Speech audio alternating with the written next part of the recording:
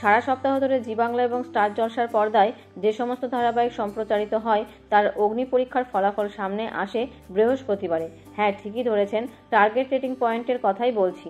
পছন্দের মেগা কত নম্বর পেল এবং সেরা 10-এর কোথায় জায়গা পেল সেটা জানার জন্য রীতিমতন অপেক্ষায় থাকেন সকলেই।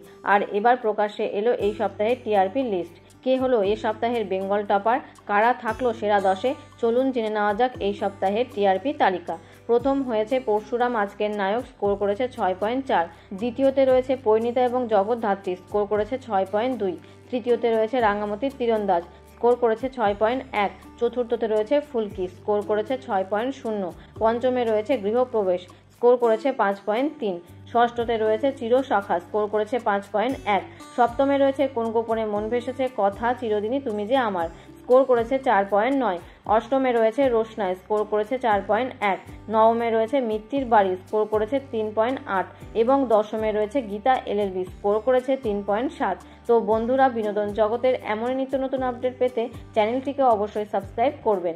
ধন্যবাদ।